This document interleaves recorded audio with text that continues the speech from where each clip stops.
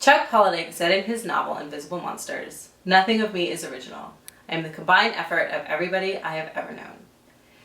This statement has rung true throughout my life. Everyone I have met has taught me something, and in doing so changed who I am and who I aspire to be.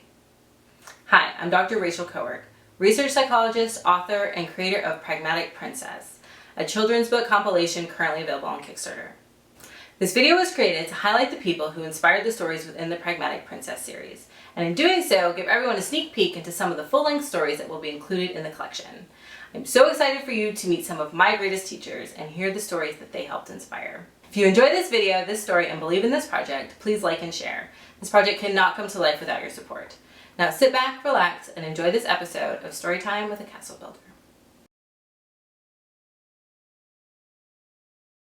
Hi everyone, my name is Dr. Chelsea Hughes. I am a psychologist, a researcher, and a proud castle builder.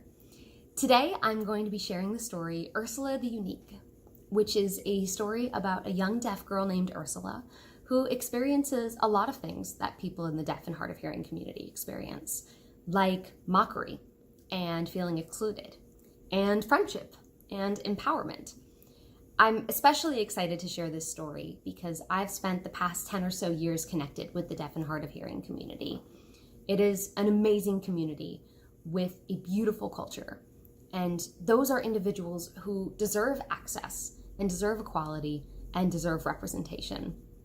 So I'm excited to be addressing at least one of those components today.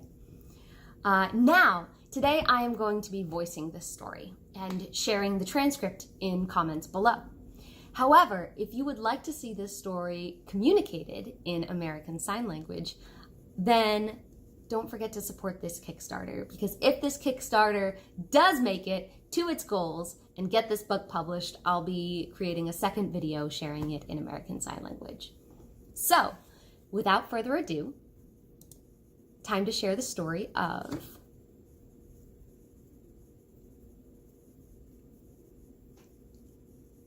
Ready? Ursula the Unique. Every day, Ursula enjoyed going to school. She got good grades and never broke a single rule. History was her favorite subject of all. She was fascinated by old buildings and halls. Ursula also had a very unique trait that no one she met could ever duplicate. She knew what others said without hearing a sound. Her friends thought it was the coolest talent around. This is because Ursula's audibility had a limited range of capability. She couldn't hear others when they spoke or made sounds, but with her unique skills, she was fine in a crowd. She could read lips to tell what others were saying. Near or far, she would know what they were conveying. Her friends would often put her up to a challenge, which she always seemed to successfully manage. She also spoke a whole other language, which gave her a pretty cool advantage. By making shapes and gestures with her hands, she could share without words her daily plans.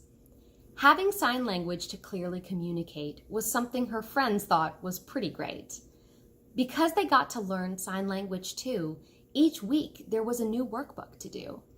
Everyone welcomed the extra workload because they loved learning her secret code. One day, the class was out on a special trip to a lighthouse that guided sailing ships. Ursula was the most excited one. She knew it was going to be so much fun. After a while, they arrived to a rocky cliff. The sea air was salty. Ursula took a whiff. There were several schools visiting that morning. The path to the lighthouse was twisting and turning. The kids of Cloud Canyon headed towards the building. Ursula was first in line. It was thrilling. She had a flurry of questions for her teacher about this lighthouse's particular features. How tall is this lighthouse? Can the owner have pets? What should you do if you see a boat in distress? As Ursula started signing her first question, everyone heard a girl say with no discretion, "What's wrong with that girl? Is that her real voice? And her hands? Is she doing that by choice?" The girl was mocking Ursula's movements, making fun of her for her own amusement. As they began to laugh in Ursula's direction, her friend Zoe turned to offer a correction. "Excuse me, but there's nothing wrong with my friend's voice. Don't you know what someone sounds like isn't their choice? And talking with her hands, that's our secret code that all the kids in Cloud Canyon have been bestowed. Do you have a secret code?" The girl was diminished. "My friend is unique like we all are," she finished. Zoe nodded and took Ursula's hand with grace and said, "Come on, my dear friend, let's check out this place." They walked up the path together to the top, but right before they reached the peak, Ursula stopped. As they stood there overlooking the sea, she asked her friend, "Why were they mean to me?" Zoe felt unsure about what to say. She'd never seen someone acting that way. She thought for a moment, then implored, "They've never met someone like you before, and people seem most eager to critique the things that make other people unique." Ursula nodded, but still looked upset. So Zoe went on, "It's best not to fret. If I got a coin when someone was mean to me, we'd all be getting into this lighthouse for free." The girls laughed and made their way inside and toward the lighthouse from top to seaside. Heading back, they saw the girls from before pass by, who mouthed the word sorry before waving goodbye.